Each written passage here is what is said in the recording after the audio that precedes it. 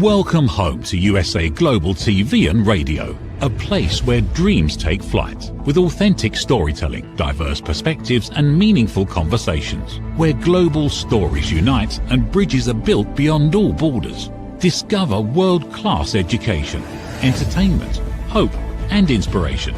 Together, we're building bridges worldwide. Subscribe to our channel, USA Global TV. Download our app, USA Global TV. Be our guest or join our team. Visit usaglobaltv.com. Thanks to our founder and executive producer, Dr. Jacqueline Kerbeck. Music score by Yeffy Tang from Cloud Road Music. Voiceover artist Mike Porter. Creative direction by Paul Garcia. USA Global TV and Radio, your home for global connection. All rights reserved. This video and its contents are the exclusive property of USA Global TV and Radio. Unauthorized use, duplication or redistribution in any form is strictly prohibited. Howdy, Rhoda Laughlin here. This is the Corner Bookstore, and today is the first of 3 shows back to back to back. I'll be on again as soon as the show is over, and as soon as the next show is over, I'll be on again. When I'm not doing TV shows, I research the human body at the cellular level, chemically speaking. I look for cause and effect relationships. Treat a cause, fix a problem. Treat symptoms, and you'll always be treating symptoms. So that's what I specialize in. I focus primarily on longevity and age-related diseases. I have a new book coming out very shortly, probably as early as June, called Aging Sucks. I'm still working the subtitle and the cover. I'll be debuting those here on this channel here, not too distant future. I also have a webinar series coming up, probably starting as early as March. That I'll be going into some details about aging and health and pain and just a number of different things at the grassroots level of what can be done. Most of the time I try to stay somewhere between the 5,000 and 30,000 foot level. But today I'm very honored to have Miles Spencer as my guest. He is a historical fiction writer, has several things claimed to fame, and so we're going to get right into him. Miles, please join me right up here on stage, please. Hey, Red. Nice to be here. Thanks for having me. We were talking backstage, and you were saying that you had #1 rating in Saudi Arabia or something like that. Did I catch that right? I was and remain a bestseller on Kindle in Saudi Arabia, Jordan, and Syria, based on the book A Line in the Sand. That's right. A Line in the Sand. We'll get to that one here very shortly. When did you start writing? Well, arguably never during my schooling. I was an okay student, but I actually began a blog maybe 20 years ago, and always, 500 words, kind of 2 or 3 times a week, ranting and raving in my own quiet way about observations, what's going on, mostly in technology, sometimes in life. And I just kept it up until a few years ago, I actually had a story about our hike in the Middle East, and I was surprised in my ability to get 50,000 words down at a time, and it worked. So, when you think about a story for 15 years, it's easier to write in 6 weeks. But it was all based on an amazing adventure I had taken with my adventure partner, Wells Jones. And we've done several since then. And that's become kind of a genre for us. Are you familiar with the Facebook group called My 500 Words? I am not. Learn something new every day, but I will look that up afterwards. A little over 10 years ago, I joined it. My wife was going through chemotherapy, and I was just looking for some kind of release as a caregiver, just to kind of get my mind off everything else. So I joined this group. It was supposed to be a 30-day evolution, write 500 words a day for 30 days. Well, we got to 31 days, and we said, what do we do? We kept writing. So we got to 90 and 100 and 300, and it went on for over a year. And so it was one of those kinds of things. Met a lot of good people. In fact, I think I was actually out in California visiting some friends, and one of the people on that particular Facebook group lived out there, and we got together, for a very quick lunch. But it was something, and when I saw 500 words, okay, maybe there's a connection there. But I guess it's just it's enough to get a thought down and explain it a little bit, but not get into too much depth, not preach too much.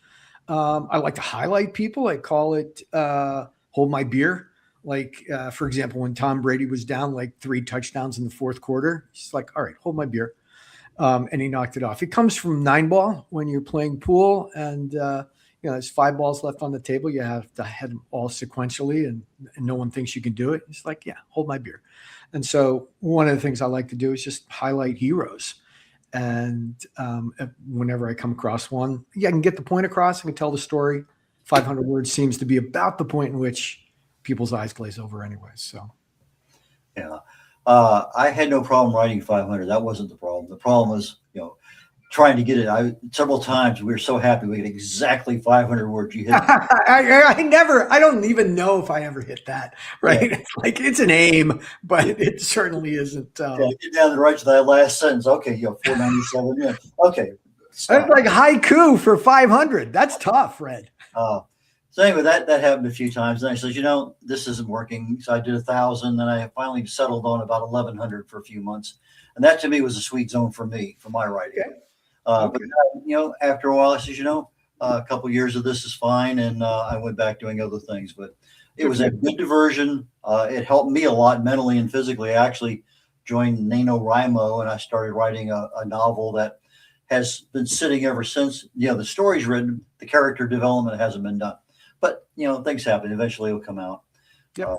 But anyway, so you were a blogger for a while, and did that kind of lead you normally, for lack of a better word, into being an author? No. And of course I skipped a point. When I hosted a television show on PBS called Money Hunt, which was the predecessor to the predecessor of Shark Tank. And this story is worth about $7.95 and get a Starbucks free coffee. But I actually had a book called Money Hunt 27 Rules for Building and Scaling a Great Business during .com. Worked out pretty well. It was actually HarperCollins, and I had a television show at the time, so I was off to the races. And then I took a nice 20-year hiatus for writing anything longer than 500 words. And but we have had this story from this hike for years.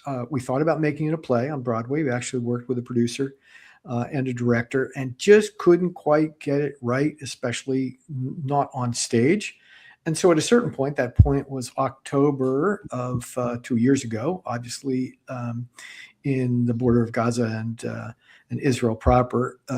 October 8th was a big day. And October 9th, we decided, you know what? We got to tell our story, because we had hiked for basically a month, 1,100 miles through the deserts of Saudi Arabia, Jordan, and Syria, and then crossed over into Israel. And we had a phenomenal story. We worked for 2 more years in Saudi Arabia after that. Phenomenal story to share. It's just been sitting around for a while. All of a sudden, October 8th, 2.5 years ago, it became very, very relevant. And so we got it out quickly. And we were surprised, but we were hopeful that it would be popular amongst English readers in the Middle East. And it really was. And you said 1,100 miles in a month? Yeah. Yeah, my wife and I walked the Camino de Santiago about 10 years ago. Good for you. And that's on my list. That was 500 miles in 30 days. I can imagine what 1,100 miles would be. Yeah.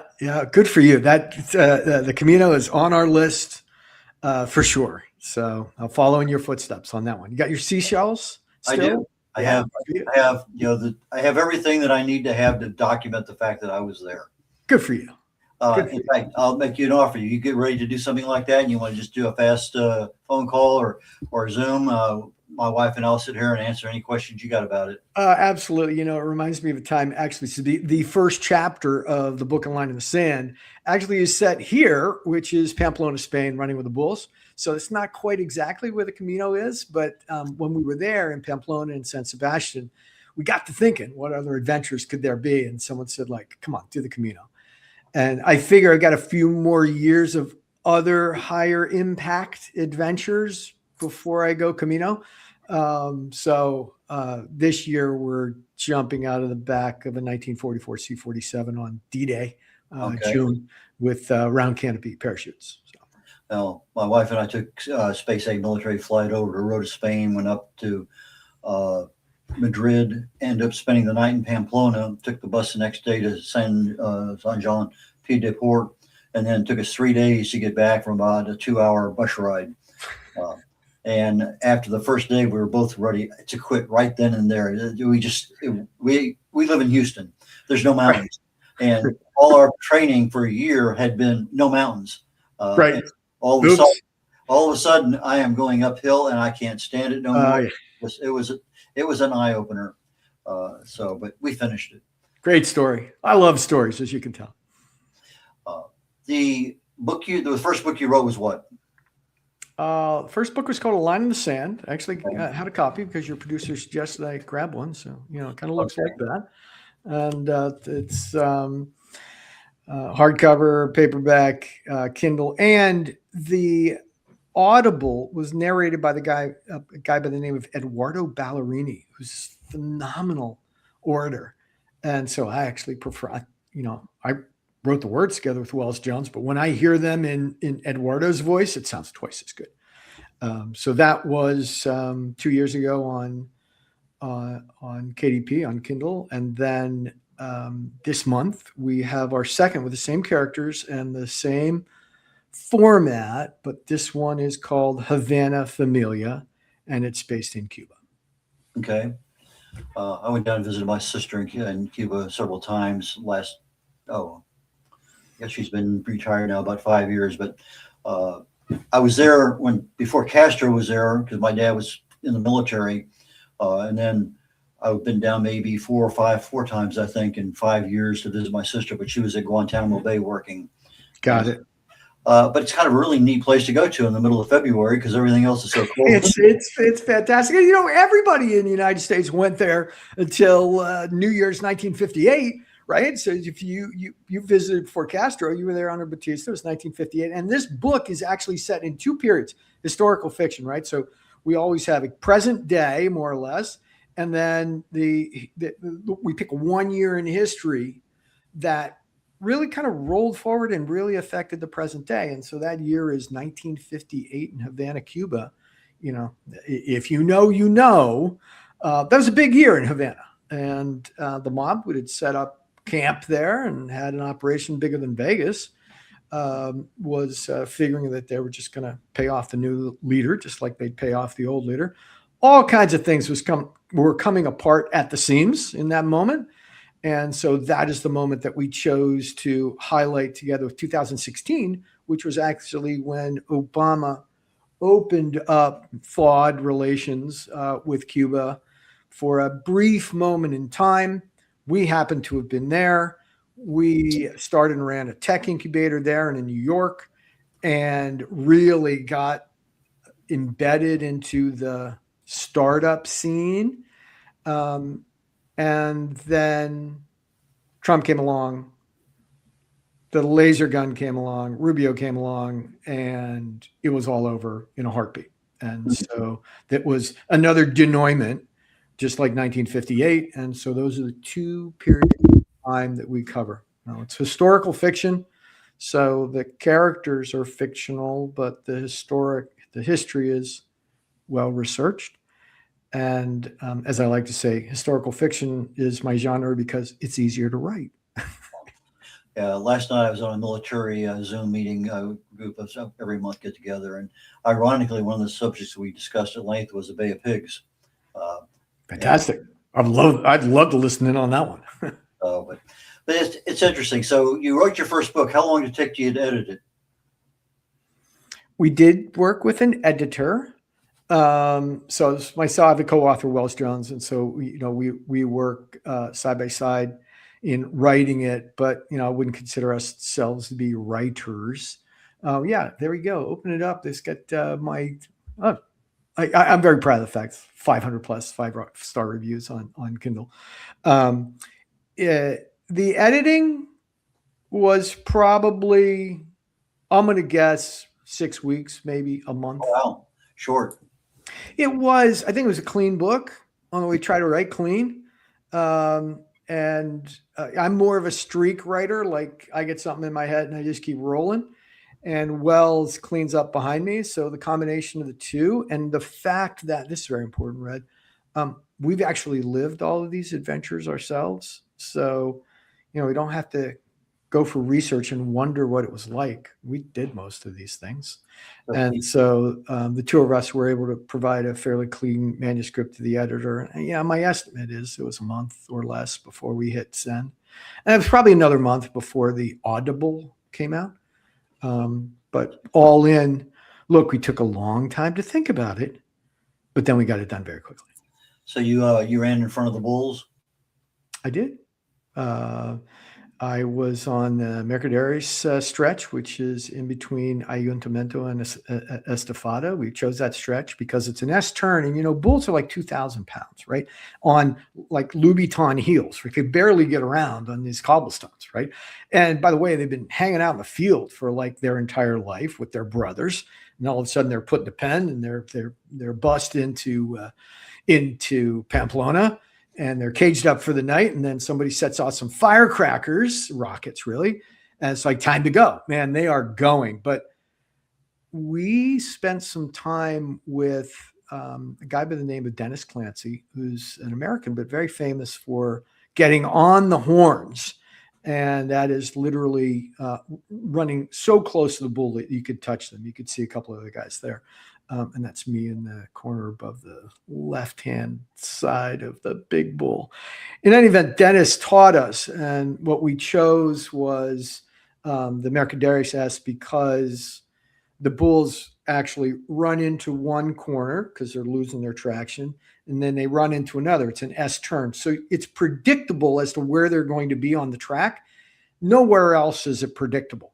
And on the long stretch, Estafada, all the rookies show up. Now, we were rookies, but we decided we'd go with the pros because I would much rather risk my odds against a bull than risk my odds against tripping over a rookie who was looking backwards and then the bull. So that was our calculation. It worked. We had a great run, got into the stadium, and had a grand old time at 9:00 in the morning, and then went to the bar to drink it's I don't know, milk and brandy. There's some concoction that's spelled in Basque and like with X's and Y's and K's in it, and I have no idea what it was. But at 9:30 in the morning, after evading 12 2,000-pound bulls, it seemed like a great way to have a breakfast. I was involved, not necessarily running, but I was sitting on a fairly high fence in the Azores when they let some bulls loose. And this was a tradition there, about the same thing like Pamplona.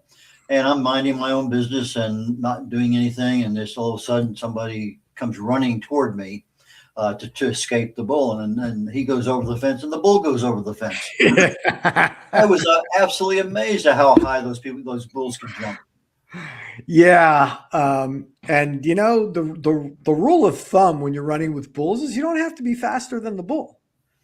You have to be faster than your buddy in between you and the bull. That's all. And that's life in general. That's life in general. So you got the book. When did you start marketing the book? Because that's something that we as authors have a tendency to put off to the last minute, even till after publication. Well, look, I didn't go with a traditional old school publisher like HarperCollins, which we did the first book that I had with Cliff Enico called Money Hunt. This was straight. And the reason we chose that was because, look, we were on top of current events. October 8th had just happened. It was in the news. Everybody wanted to talk about it. And suddenly we had a book with a phenomenal story based on the region. And not that many Americans have done what we did, right? So it was fairly unique. We went podcast after podcast after podcast. And that really was stock and trade on probably 95% of our marketing. Did 100 podcasts in the first year. Wow, that's impressive. We're coming up on a commercial break here, about a minute and a half, very, very shortly. When we come back, let's talk a little bit your covers, how you get the art done, those kinds of things. That's kind of the direction I want to go after the break. Sounds great. Okay, fantastic. In a noisy world, true connection begins with listening. Elevated listening transforms every conversation in just 5 simple steps. Pause and breathe. Set your intention. Listen with curiosity. Reflect back. Agree on one next step. Join the listening mentor on Let's Finally Talk with Dr. Jacqueline Kerbeck, the listening mentor, where we help you find inner peace, one conversation at a time. Streaming every day. Let's Finally Talk TV show with Dr. Jacqueline Kerbeck, only here on USA, Global TV and Radio. Subscribe to our YouTube channels to watch and engage with all our content.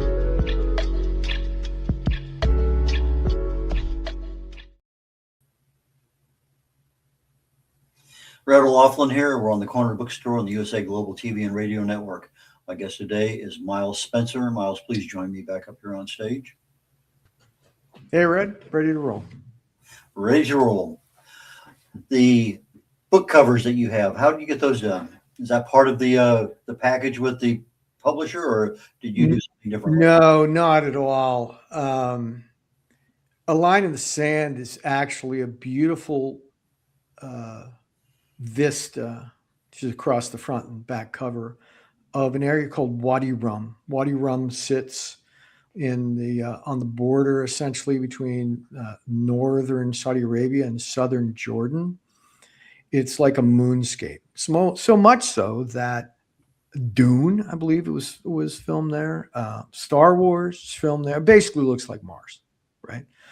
And it's also where Lawrence of Arabia, T.E. Lawrence, trekked through as well on his way to Aqaba during the Arab Revolt.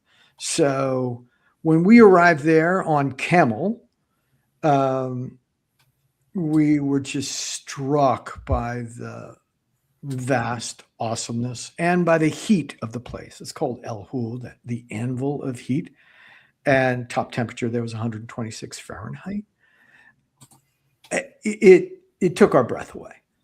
And we took some photos, but also did some watercolors.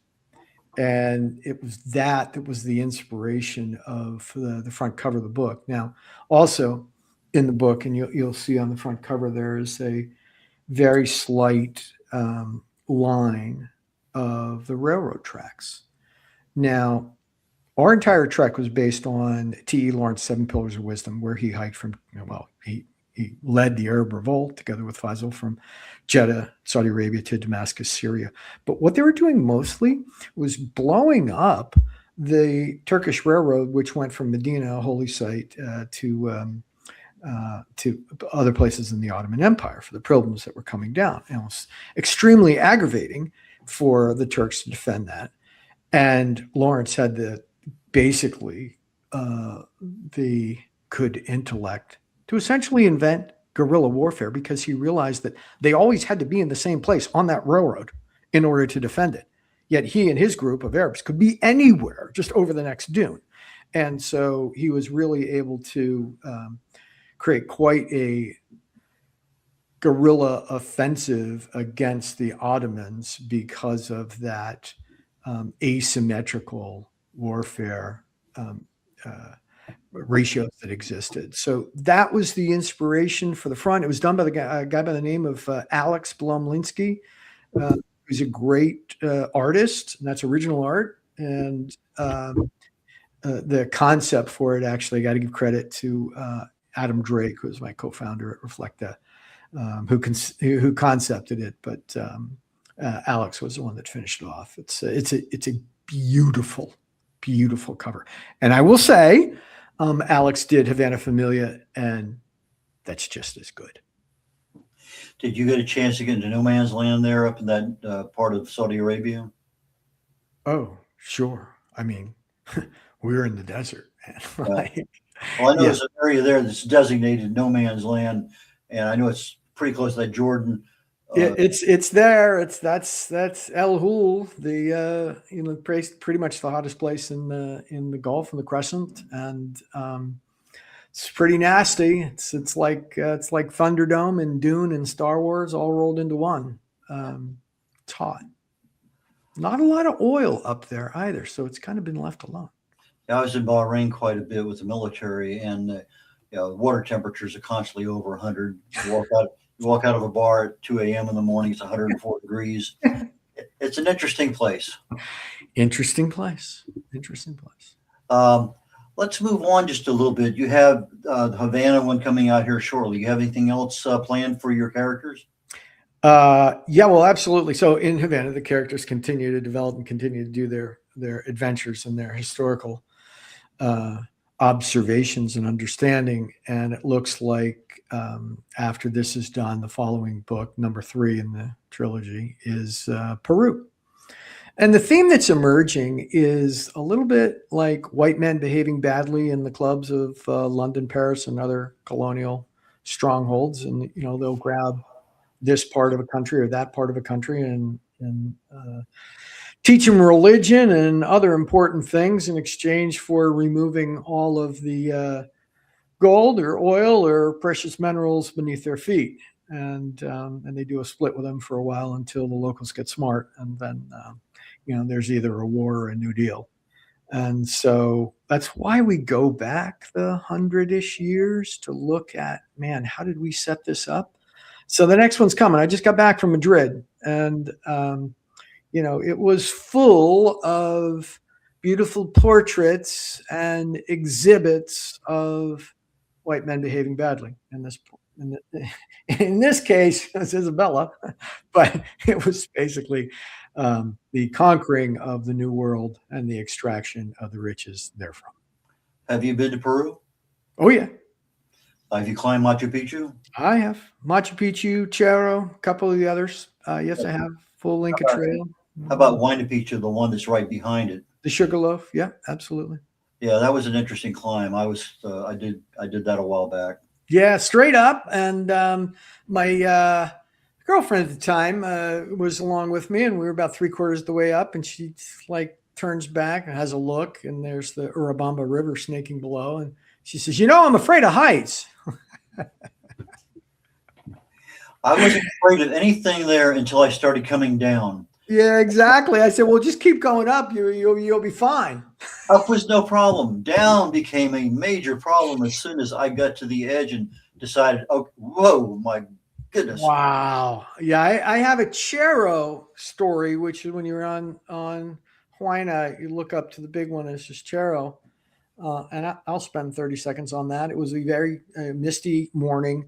I did Huayna, and then I went, you still have time for Cerro? Yeah, I do, but it's really overcast. So on my way up, saw a couple of people, and they kind of looked at me like, you're still going? It's like, yeah. And I got to the top, and there's this essentially, I can barely see my feet, right? But I can see when it hits the path, and I can hear a flag at the peak. I knew there was a flag at the peak.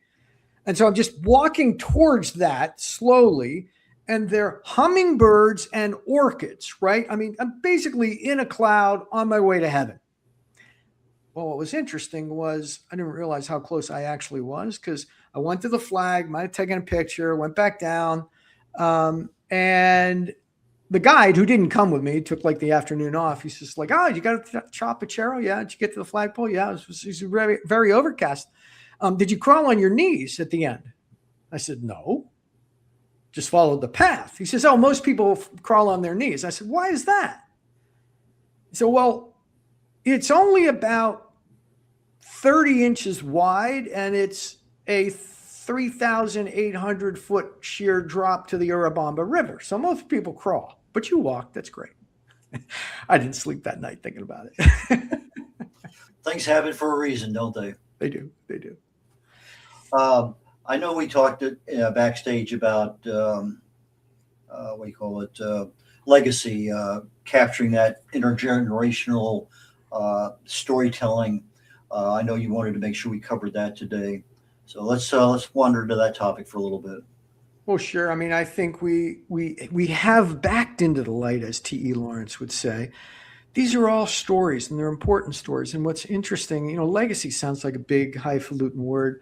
But the reality is every person, every family has these wonderful stories. They're probably upstairs in the attic in a shoebox gathering dust, like love letters and Polaroid pictures and the rest, right? But the reality is they don't survive the generations. And that's why, to us, intergenerational storytelling, the stories that we just went over today, they deserve to be heard by my grandchildren. I don't have any yet. And my great-grandchildren. And they're not going to look it up in a book and read chapter 7. They basically want to have a spontaneous and dynamic conversation, natural language conversation. And so it was 9 months ago that Adam Drake and I actually found a way to take all of these stories that we have. And instead, there's an African saying, it's like every time a person dies, an entire library of stories burns to the ground. Well, we're the firemen.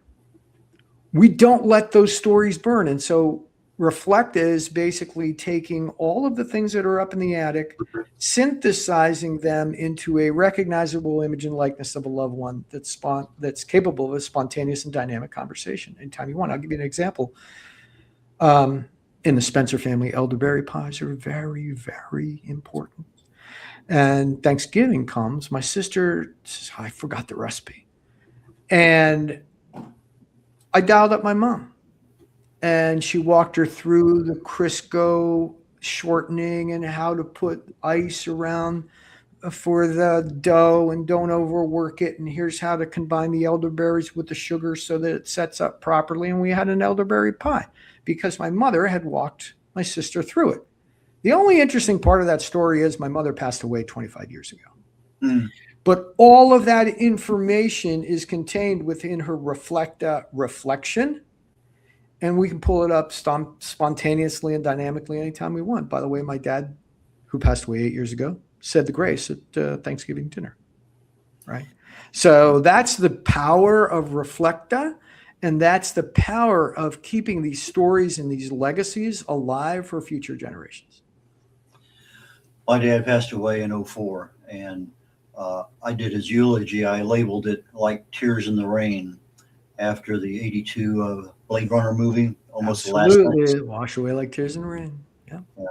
And so, it's, when you have a full life and there's just so many things there, it's just, I'm right now, our first great grandson just turned 2 last week.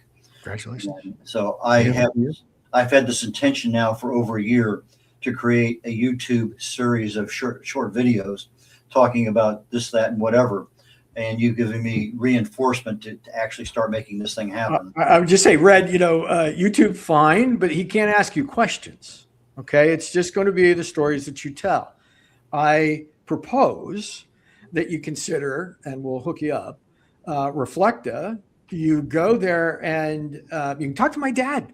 As a matter of fact, you can ask him about me. You can ask him about my career. You can ask him about his career. It's a spontaneous, dynamic conversation. His name is Arthur. There's one other that's public. Her name is Virginia. All the rest are private, family to family. And you can get all those stories down.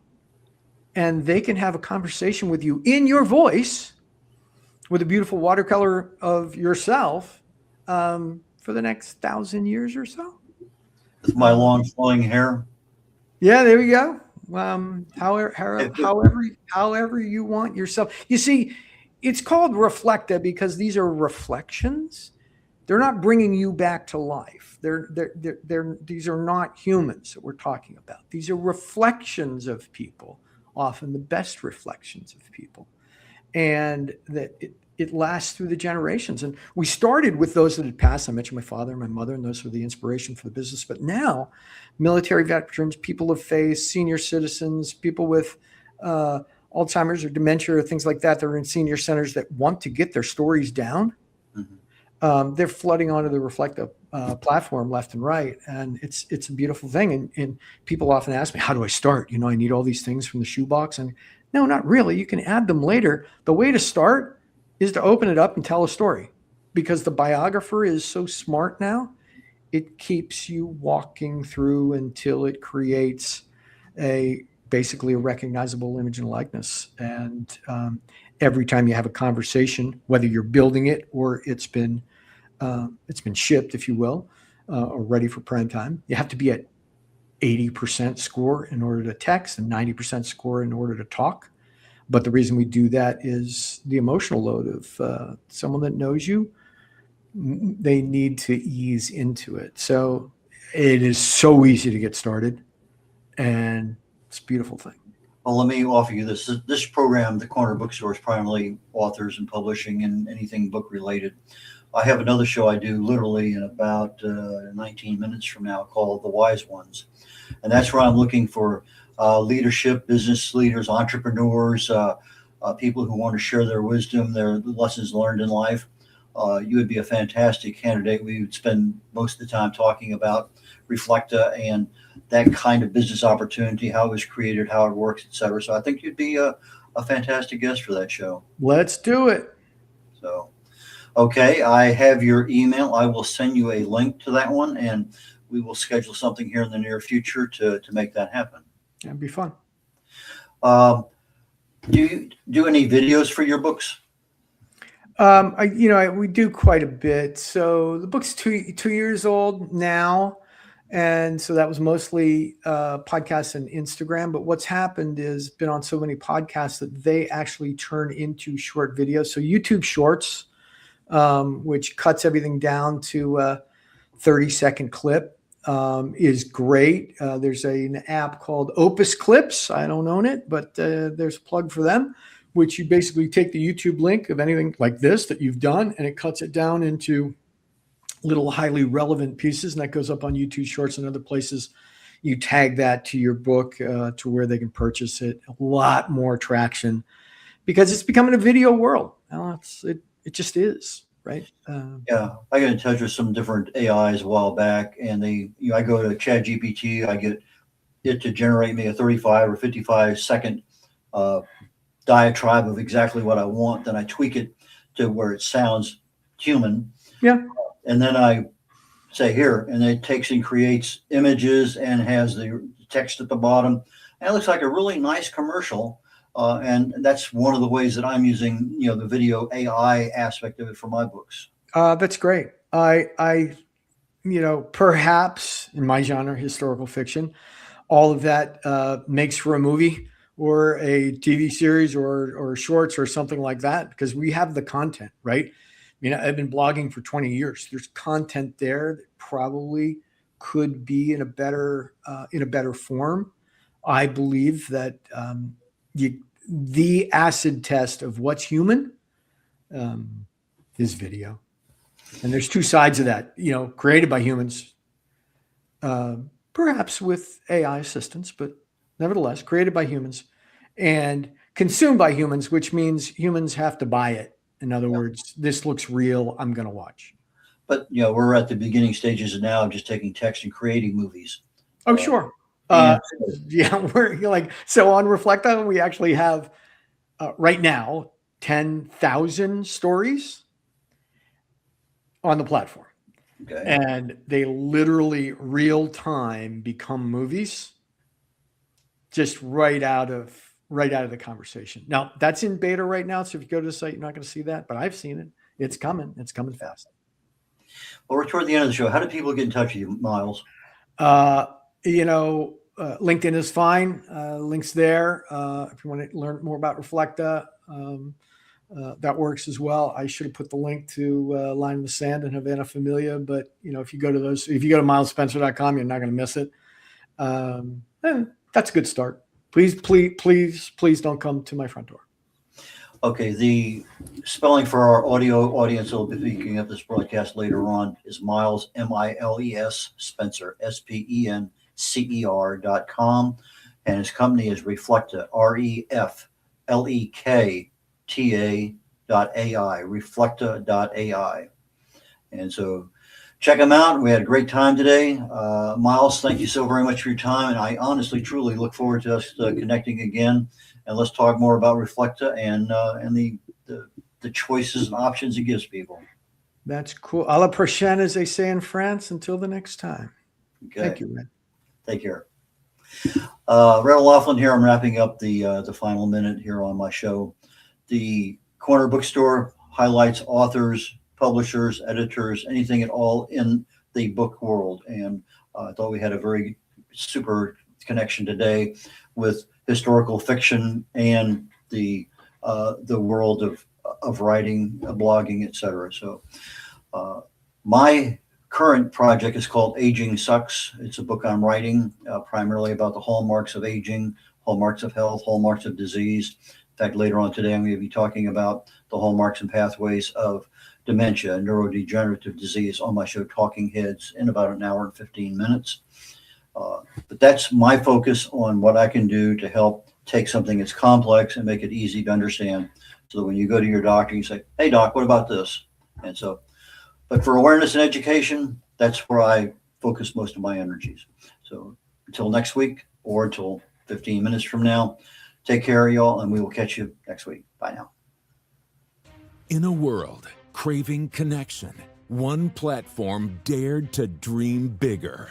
USA Global TV and Radio, a beacon for global voices, authentic storytelling, and elevated listening.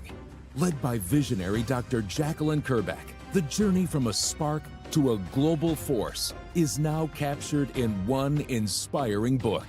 Honored with YouTube's Silver Creator Award for surpassing 100,000 subscribers. Discover the evolution, the challenges, the triumphs, and the unstoppable spirit that created a global movement. Executive producer Dr. Jacqueline Kerbeck. Music score by Yeffy Tang. Creative director Paul Garcia. This video and its contents are the exclusive property of USA Global TV and Radio. Unauthorized use, duplication, or redistribution in any form is strictly prohibited. Now an Amazon #1 new release in paperback and ebook. Broadcasting Brilliance, the evolution of USA Global TV and Radio, is inspiring readers around the world. Join the movement that's redefining global media one story at a time. Thank you, viewers and listeners of USA Global TV and Radio, for joining us today. We're honoured to have your time and attention as part of our global community. At USA Global TV and Radio, we believe in the power of authentic conversations, meaningful connections, and creating a world of possibilities together. Want to be part of something bigger?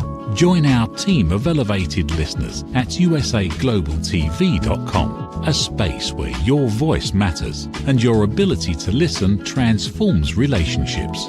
Stay connected with us across all our platforms for thought-provoking discussions, expert insights, and empowering stories. Subscribe to our channels at youtube.com/c/USA Global TV. Follow us on social media and explore the endless opportunities we're creating for growth, learning, and inspiration. Together, we're not just broadcasting, we're building bridges and changing lives one conversation at a time. For inquiries, contact us at info@usaglobaltv.com. Produced by Executive Producer and Director Dr. Jacqueline Kerbeck.